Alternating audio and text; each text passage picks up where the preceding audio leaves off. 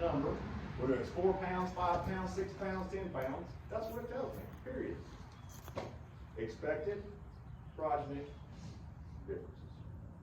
There you go. We'll talk more about it. We'll have some fun with it. So we're talking about unit of measure, difference, and need. We'll talk about need as Also well. has the data that's submitted on calving needs scores from the producers. So if I'm buying a bull for heifer, I want CED. I want that information. It is the most important information. It's just a birth. Or a better number is a higher number. So, is the bull the right better? We don't know. We got lots of other factors to look at, particularly if we're going to be keeping daughters. There's more information to look at. All right. We're going to assume that calving needs and all that is good enough for our situation. I look at $W, and $W is an index that factors in, am I keeping 20% of my daughters? And it's going to keep in check mature cow size and how much I want to have on the input for those cows, how much I have to feed them boogers. And so that index says that the bull on the left is better. But you see, he looks that way too. Doesn't it look like the bull on the left, his daughters are going to be easier keeping, they're bigger body, they're going to be easier fleshing, they're going to keep better. You're buying a bunch of you're creating your own herd of high input cows. Remember, whatever bull we buy, we're buying everything. What do you got to worry about? Yeah, they have a nice setup out here. Yeah, I got his second biscuit. I'm snitching on you. How you doing? Hi, I'm doing great. What are they doing? So I walked by and took a couple pictures, survey, and we're like, all right. Well.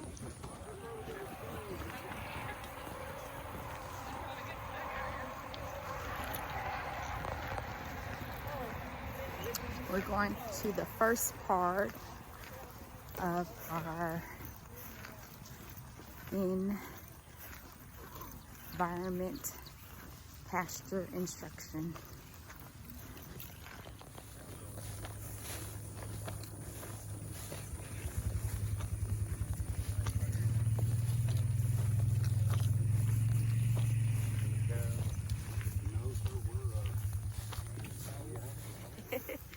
You okay, Dad?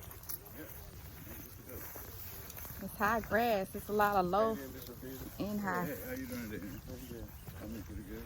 What's the other time? So we can't do Right where y'all are standing. Then I got you another one that is from down below that fence line there where the cows don't go. And so this is going to be the least disturbance. That's going to be your highest disturbance. And this is where Mr. Sonny has been working.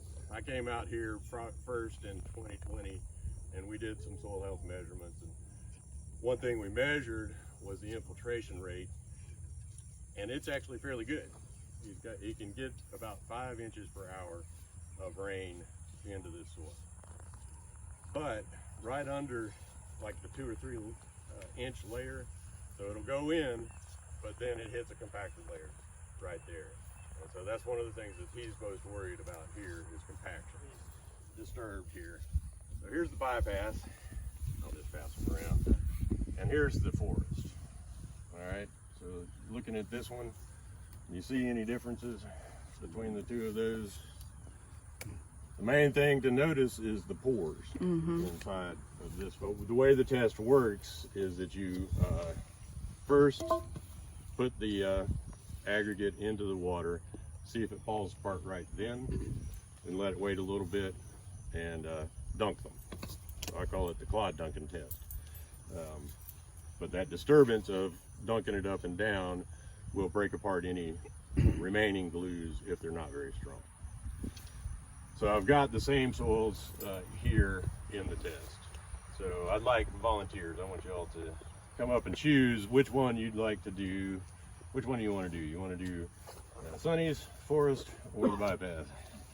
I want to see some soil shakeout. This will be bypass. All right, that's this one. All right. You ready? Just put it in there. All right. Move it around, or Nope, just drop it down in there for now. all right, it's Anything already, happen? it's already starting to break apart. All right, next that in the middle there. Just drop it. Mm-hmm. Oh. right, so one thing you see here It's is floating. floating, right? And so the key for me on it is the ridges, the veins that you can feel. Run your thumbnail across those and look at them closely. Parallel ridges and parallel veins. Oh, you can actually, you really kind of feel it. Feels rough. That's the way I've looked at it Identify for it. a long time, so I just know. But that's what you're going after here. There's a lot of stuff in this field, but it is a dominant tall fescue field. It's kind of mid-September, but you can't always start it mid-September. So August 15th is acceptable. You want to come in and just reset this growth a little bit, either through a quick grazing, through mowing it, or even haying it if you want. But you just want to reset any rank growth so that when we do get some moisture in that time frame, it begins to put out and it puts on fresh growth that holds good quality. If y'all were in there, we talked about wheels. We got one with, so this is just taking that a step further. On farm adaptation of that concept. So about 25-30 foot spacing. Right. It just, You'll notice we'll put it in, put another post in just about where it hits the ground. Okay. yeah, and it's just by feel, you know. You definitely want one at the top of the hill, you want one at the bottom of the hill, in between, it's kind of up to you. You don't want to be out here with a tape measure trying to figure out it's 33 feet, 2.5 inches. Yeah. One of the questions was always going to be, well, how big should I make this area, or how big should I make that area? And I said, even though we did the math in that class, I told you, I said, don't get caught up in the math. Just come break the field up in a way that it makes sense and check, right? And it's really calibrating your eye. So Sonny says, this is the way to break this field up. Watch how long it takes them to graze this section down. If it takes longer than you want, you made it too big. If it doesn't last as long as you thought it should, you made it too small. So adjust the next time around. Don't get your calculators out or get and overthink it. Use a trial and error process to calibrate your eye to size those paddocks, and it really will happen over a period of 2 weeks of doing this. Your eye will be calibrated. These tend to go in the ground better. Now that's an O'Brien, that's a good post. They say it's the best in the industry for a plastic post, if that's what you like. I've got some in the barn that are not O'Briens. And they were available in black and white. The white ones tended to shed the heat more than the dark ones do. The dark ones would absorb the heat and they'd bend when they got hot. But seems to be a little more than the other. I've used some to put some on, or temporary electric fence up, and I tried to push it down and the foot pedal broke. Yeah. And in the Piedmont of Georgia this time of year, we tie this knot and leave this hanging. And when you reach down to grab it, Real fast. and there's a reminder factor to that. So we try not to have Much, a half inch there. Yeah. But just so you know, it's available like this, it's available like that, it's available like this, it's available like that. Here's one that a lot of horse people. It all works. We just find that this is easier, it takes less reels, you get a lot more on the reel. You're stopping less often when you're putting it out and when you're taking it up. So, I must have a mile or two of this, but once I found this and saw other people using it, talked to them, I thought maybe this would deter a deer, but it didn't. So, this is our choice here, and it's a braid, so, yeah. Tape works, but it catches more wind, and so it'll wear against posts and things like that. And you don't get as much on a reel. 6 or 9 filament wire typically, so it has either 6 strands of stainless typically, or stainless copper, or it'll have 9 strands. Generally you want to go with the 9 strands, but if it happens to be a mix of stainless and copper with only 6, that is usually very conductive and will work. eBay that worked for him, and you know, but availability, these are the types of reels that are very available, but not as, you know, can't be adapted quite the same as Sonny has adapted his, but you know, 1-to-1 or 3-to-1. You prefer a 3-to-1 reel for the most part, just because that's less time you have to spend. They'll hold 1,320 feet, but you know, if you only put 1,000 on, that reduces your risk of jumping the bobbin. Yeah, we found to start off with the reels that they will send you that just have wire on them. They're not the winding reels like this. It's just the stock of the wire. Well, they're not flimsy. They're not even flimsy. They just you unreel them one time. That's about it. So So probably it cracks up or something. It just comes. Well, yeah, they come apart. Yeah, the spindle comes out of the flanges. And I happened to find these from a guy in Florida and adapted them. Of course, this is just something we made here. Got a piece of angle iron, cut piece of, 3 pieces of water pipe, framed a couple flat washers, and like that, and put the cotter key through it and the flat washer and put it out. And then to roll it back up.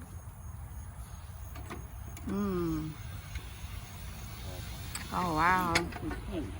That's really nice. Y'all patent that yet? That's Might awesome. need to. But that seems to work pretty well for us.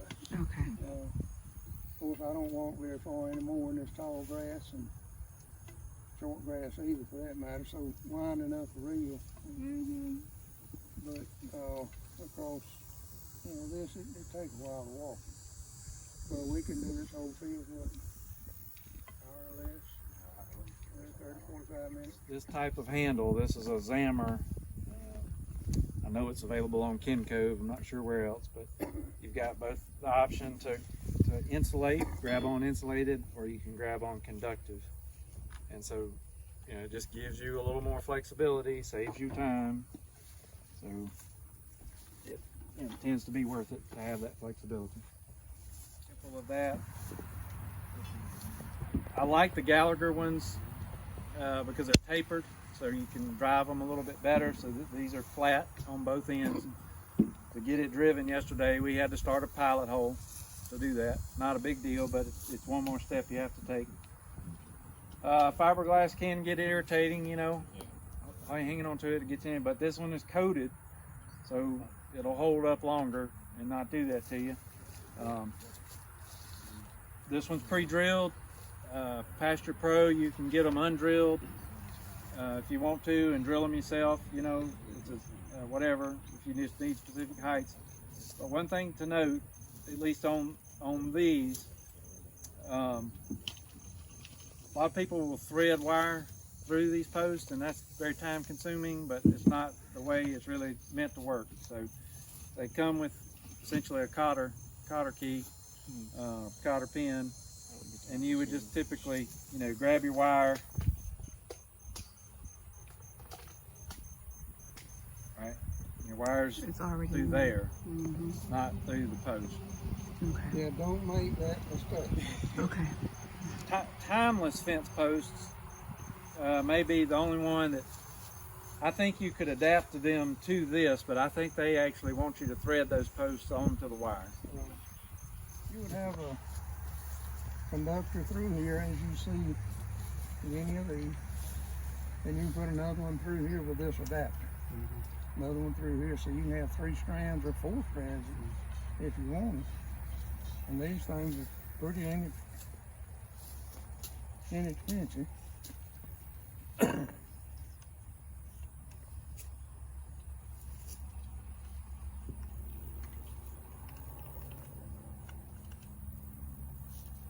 you go. You can buy a pack of 25 of them. They work pretty good. And we used we put 2 conductors. We got a bullpen over here. Just decided we put 2 conductors around it, and using something similar to this. And before we knew these were available, and this would have been so much better.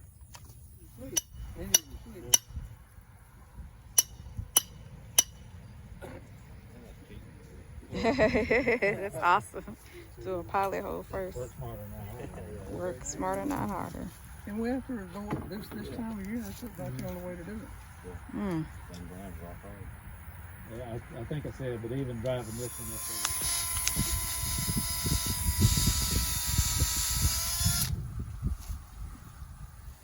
It works pretty good to take your soil samples too. I've got a lot larger ones for that up there. Anyway, that'll get a pilot hole for that and drive them down. So Mr. Sonny made this little thing, you just kick it under there, cause it's gonna be close to the ground, and you just pop it right up like this right there, and you can pull it out of the ground. You can't get them out. And what I have had happen though, with the plastic ones, you'd actually pull the plastic off of that metal roll.